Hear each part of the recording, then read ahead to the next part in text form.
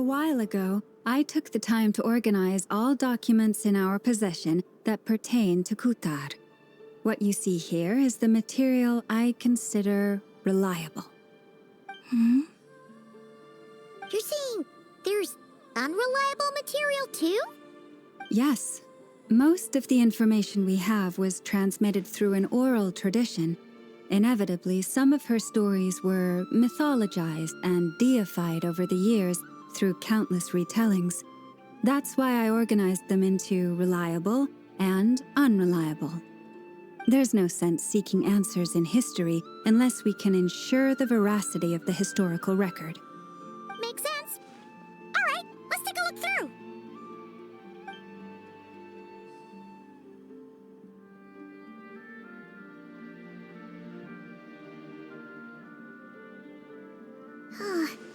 Almost all these records refer to Kutar instead of Columbina. Although neither of those is her real name. Paimon's not sure what point she's trying to make. What we can gather from these records is that the Frost Moon Scions worshipped her as a god, placing impossible expectations upon her. I cannot fault them for their earnest faith, but for all their devotion, worshipping her day in, day out changed nothing. I imagine that none of it resonated with Columbina. It wouldn't surprise me if, even back then, she had already begun to reject the name Kutar and everything it represented. Lama speaks the truth. When I heard them call upon Kutar with hope and expectation in their voices, they may as well have been calling upon somebody else.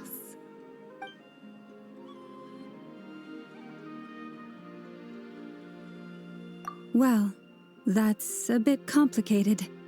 I looked at the level of detail, perceived authenticity, prose style, and how realistic their portrayal of Kutar seemed to be. Amongst the Frost Moon Scions of today, only I know of her existence, and I alone have spoken to her face to face. As such, I know that there are certain things she simply would never do. That being said, I have sensed some changes in her lately. Changes? Me? Seems like this is getting us nowhere. For what it's worth, why don't we check the unreliable sources too? Sure. Give me a moment.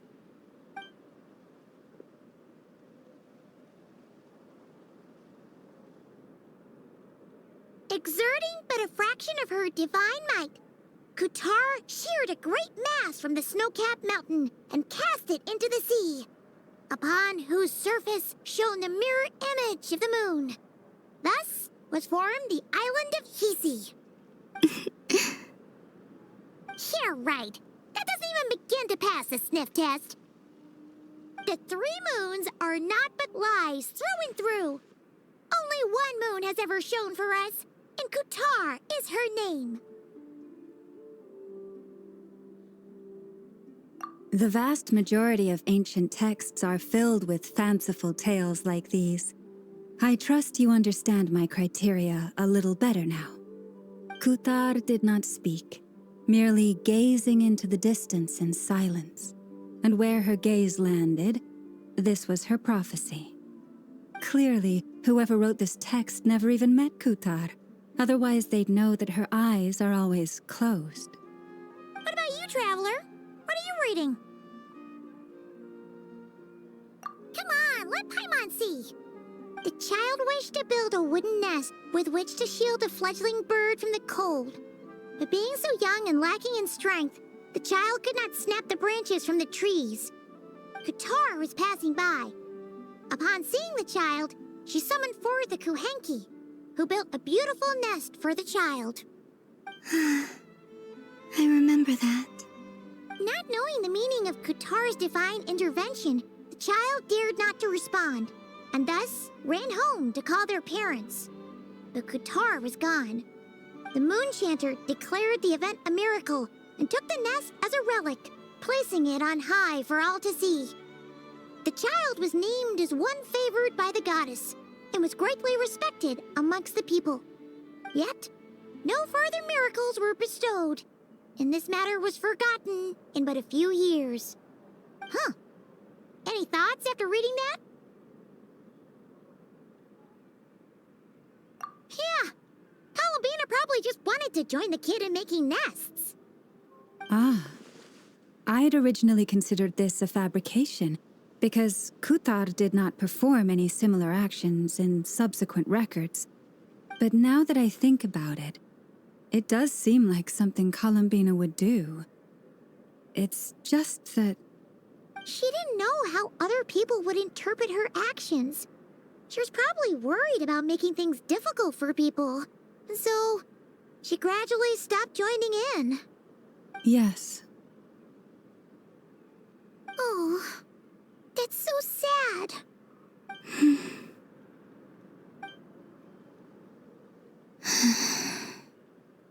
And now, I can make no such gestures of warmth, even if I want to.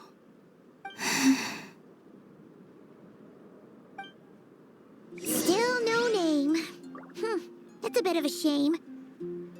But we did learn some interesting stories. That's gotta count for something. Varka said he was gonna set up a meeting with Arlecchino and Sandrone, right? Let's go back to Nasha Town and see how he's doing. Let's see. There's Varka. Oh, and it's Durin and Albedo too. Yeah, this is pretty much the same place we bumped into each other last time. I convinced them to stick around a little longer.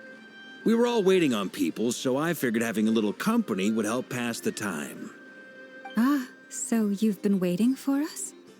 Does this mean that you've already arranged things with the Fatui? Sure does. Now you're back, we can go meet up with them together. How'd your investigation at the Frost Moon Enclave go?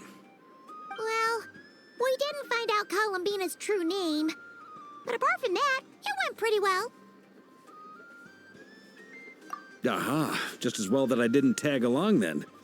I'm sure our moon goddess wouldn't want every man and his dog knowing all about her private life. Still, desperate times, desperate measures, I guess. Someone had to do it. So, Varka was waiting on us, but what about you two? Are you waiting for Alice? Oh, no. We already met with her. We discussed that experiment I mentioned to you last time. Oh, and she also handed me this communication device. That's right. I understand she informed you about the relationship between the phantom phenomena and Tevat's borders, yes? She wants me to help her with some more experiments on that front. She said that she'll contact me through this device with more information. Ah, I see. Following instructions and making observations. Pretty common research method. Takes me right back to Albedo's lab. Wait, then who exactly are you meeting? Someone you know. Albedo's met him too. But I don't think Miss Lauma or the Grand Master have been introduced.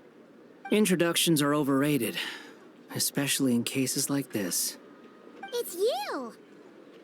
So, it's not like the academia has prohibitions against going abroad. Also, I applied for leave. I've been writing to Hat Guy since obtaining a human form.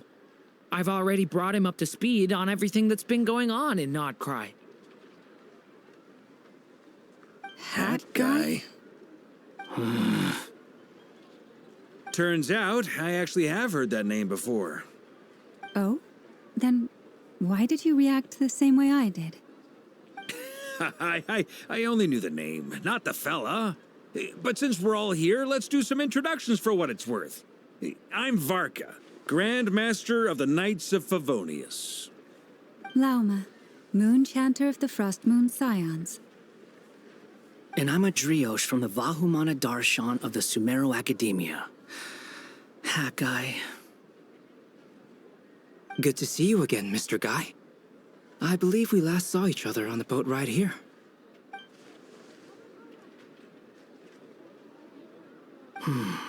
Mind you, the only reason I came here is because there's someone I want to look into. Who's that? The doctor. also known as Dottore, second of the Fatui Harbingers. From the tone of your voice, it sounds like there's bad blood between you. I was reviewing our archives and noticed that a lot of information about him was missing. It left a bad taste in my mouth. That's all there is to it.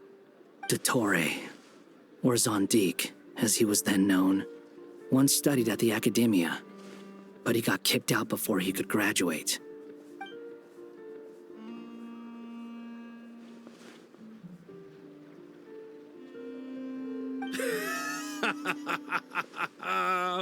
So the Harbinger's #2 man is a college dropout? How embarrassing for them. Last we heard, he was planning something. We actually heard that a few times before, even coming to Nocturne, but we haven't seen a trace of him since we got here. He only appears when something interests him. For all we know, he might have left already. But the fact he did something here at all is worth noting. It'll fill a couple extra lines in his file. Why does it sound less like a file you're writing and more like a criminal record? Anyway, we were just about to meet 2 of the other Harbingers. Want to come along? You might learn a thing or two about him there. Sure. Even though they're Harbingers, well, they're old acquaintances of ours, so, you know, when you talk to them, try to be... I got it. The Frost Moon Scion's relations with the Fatui remain tense. Forgive me if I do not attend. In that case, we'll continue assisting Miss Alice with her experiments. Good stuff. Everyone's having a fruitful time. All right, we better get going. I'll lead the way.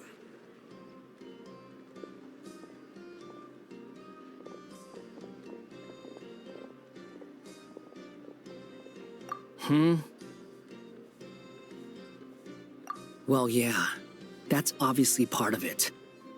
But I'm not the only one who has a score to settle with him. Neither you, nor Lesser Lord Kusanali, nor I want to see him meddling with things again.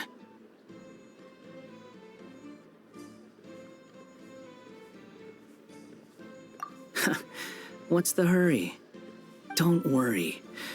Pigeons always know which way home is.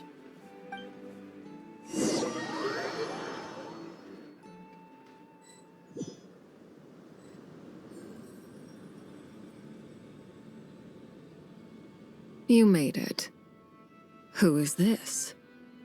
A scholar from Sumeru. They call him Hat Guy. He's an old friend of the Travelers. Wait, this is the Academia representative you wrote about? He doesn't exactly look the part. I believe this will prove my identity. You'll notice it bears the seal of the Sanctuary of Surasthana. Well, what do you know? So it does. All right then. My mistake. It's fine. I expected as much. What? So as I mentioned in my letter, the Academia's got its eyes on Dottore. But this matter remains top secret. Apart from those assisting in the investigation, the fewer people who know, the better. If anyone asks, I'm here in Nocturne to pursue my personal academic interests. Gotta say, Varka, you did pretty well to keep all this under wraps for so long. Sounds like you got in touch with the Academia about this way back. You flatter me.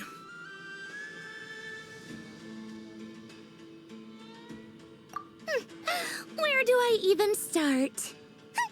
Remember that time we fought Rerir at Star Sand Shoal? He sure let me have it then, didn't he? I'll bet Dottore had that all sketched out, with me as his convenient little pawn. He could not care less about us if he tried, but hey! The feeling's mutual. Does Dottore really strike you as the sort who values his relationships with his colleagues? Fair point. Definitely not. Which is why I always keep my guard up whenever he starts making suspicious moves. To that extent, our motivations align. On top of which, I consider you trustworthy people. Now, back on topic. In the wake of the Reikir of Solnari episode, Sandrone and I grew suspicious about Dottore's complete inaction during the entire affair. So we tried to find out what he'd been up to, but unfortunately to no avail. He never lets anyone in on his plans. The more he cares about something, the more secretive he gets. Indeed. Perhaps he believes that by keeping a low profile, he can avoid trouble. But that trick isn't going to work on his colleagues. Yeah, I mean, he's been researching the ancient moon's remnants.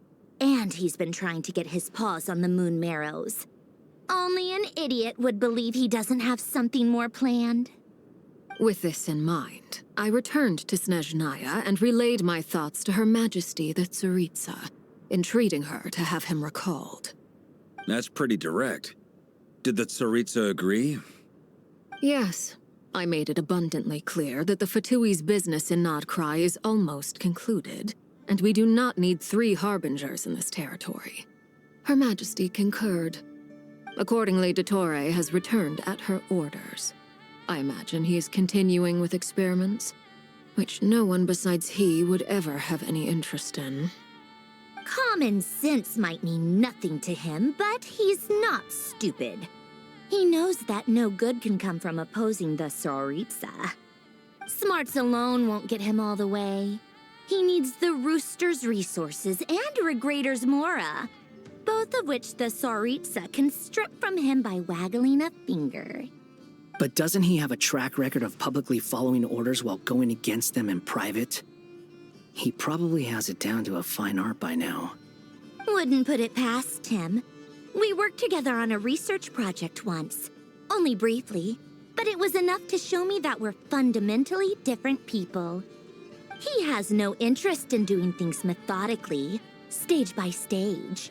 His thoughts jump all over the place, and the moment his curiosity is satisfied, or he gets the results he wants, he disappears. The only similarity we share is that, once we set our minds on doing something, we will see it done, whatever it takes. Well, we definitely saw some of that in your battle with Rerir. You got so competitive. Ugh, do not remind me. Then I believe we all concur. Dottore will not simply give up. Fantastic. Now this is turning into a whole day of unpleasant memories. Ugh. Are you talking about the moon marrow stuff? He also strikes me as the kind of person to disregard experimental regulations, ruin all the equipment, and go way over budget. Then leave the first person he can find to deal with the fallout. Exactly. This one time, he was running some high-temperature experiment and the substance exploded. But does he care? No. He orders his subordinates to open the device so he can observe the results, which causes the gas inside to leak out. That gas was poisonous. If I hadn't been there, who knows how many people might have died. And after all that, he left while I was still cleaning up after his mess. What a waste of time, he said. Waste of time? The nerve! He wasted my time! You've been bottling that up for a while, huh? Hat guy, I must say, you seem awfully familiar with internal Fatui affairs. Especially when it comes to Dottore. Thank you, Lady Harbingers, for providing such valuable information. I have no other questions for now, so I'll be on my way. Wait, what? You're just gonna leave? You're welcome to join if you want. Ugh. Just when Paimon thought he'd finally mellowed out. He makes quite the impression. I'll say. I've met tons of headstrong people, but not many of them would join me in bad-mouthing Dottore. Anyway, back to the main agenda. Barca, you said that Columbina has gone missing? Or rather, disappeared. Yeah. We're working on building a connection between her and this world. The simplest method is to find out her real name. I've actually asked her that question before, but she said she didn't know. Considering our relationship, I doubt she was lying to me.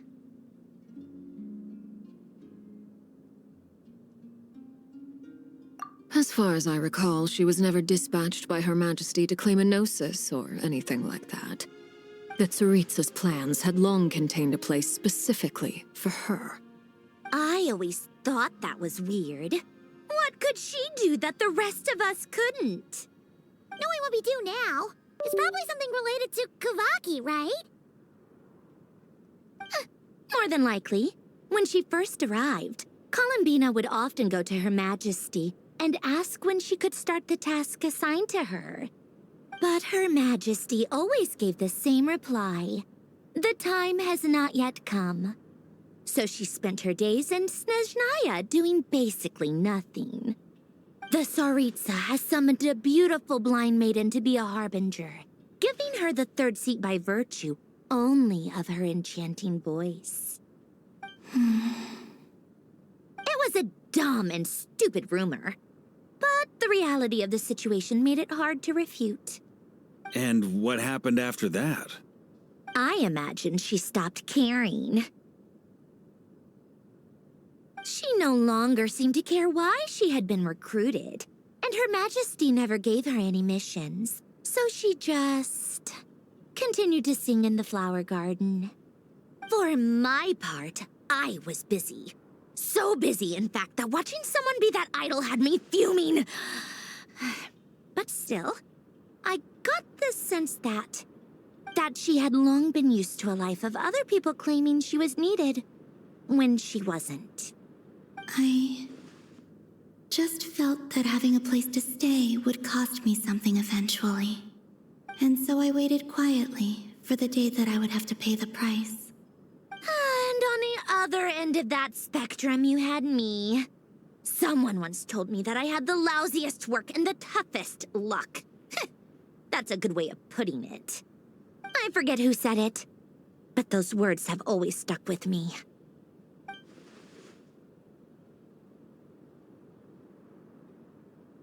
But you've done your job exceptionally well all this time.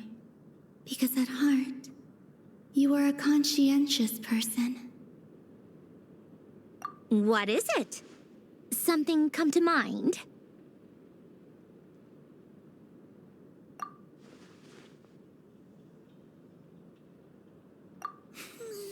That makes sense.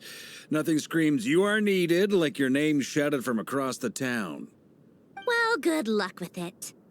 But if you ask me, Columbina is still the most shoutable name. I'm just so used to it now, after all the arguments we've had. I can't be bothered trying to remember another name for her. Nor I. Sandrone. Harlequino.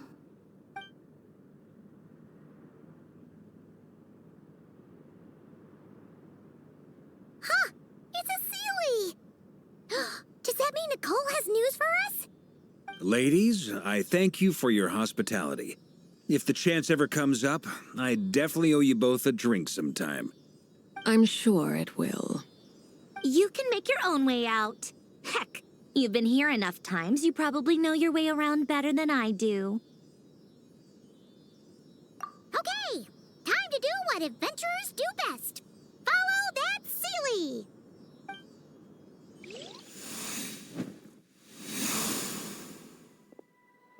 Here you are.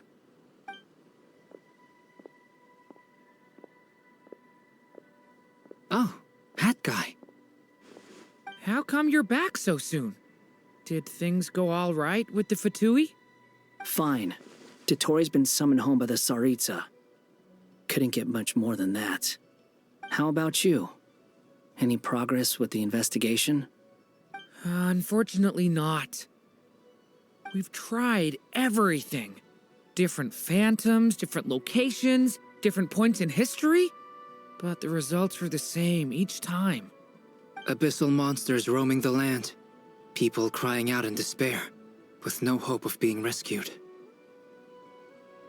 Every time I see it, I can't help but think, Is this what it was like in Mondstadt when Dragonspine Durin attacked? And if I fail in the task I've been given, will I create yet another tragedy? That's just meaningless speculation. When we encountered similar phenomena previously, I tried to interfere with those illusions, using sounds and lights to guide them. However, we could not change their fates. At most, we were able to extend their existences. The events of the past are like fate that has been written into Irminsul. There isn't a living thing in Teyvat that can escape its past. But Miss Alice instructed us to try to find ways to change the outcome that these phantoms face. It's an impossible task. Can't you just refuse? Since she asked us to do this, I feel like it can't truly be impossible. Or if it is, well, mages can make the impossible possible. I could not have been born as Durin otherwise. But you also said that your past 39 attempts were fruitless. That's true. But you're still going. Yes. After this many futile attempts, surely you realize that you're not doing this because you still believe what some mage told you. It's because you want her hypothesis to come true. It's something you wish for deep inside. So, think for yourself about what you want to do. As long as you don't believe it's futile, it isn't. Yeah. Previous experience indicates that we cannot touch the phantoms, which limits the effectiveness of our interventions. If we want to clear this hurdle, we need to break this rule somehow. Same thought here. Following the same rules means repeating the same failures. Reducing ourselves to mere playthings of fate.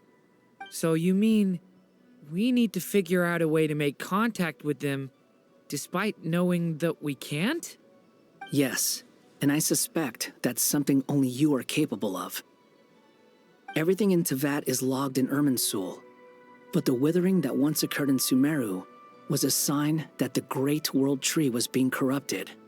This corruption allowed things that should not have existed in Teyvat to appear. This is tantamount to rewriting reality to an extent. You're saying abyssal power might be able to affect those phantoms? No one's ever tried it before. If you're gonna try it, it'll take courage. And you have to be confident that you can control it. Is anyone there? Has anyone seen my daughter? She's missing. I have to find her. I hear someone inside. Spargana? Are you in there? Ah! If I can use my abyssal powers to warn him that there is danger here, maybe it'll change his decision. Maybe he'll stay away. Yes. The important thing is not the nature of the power, but rather how you use it. To intimidate and obstruct. Sounds about right for the Abyss. Let me try. I should be able to influence that thing.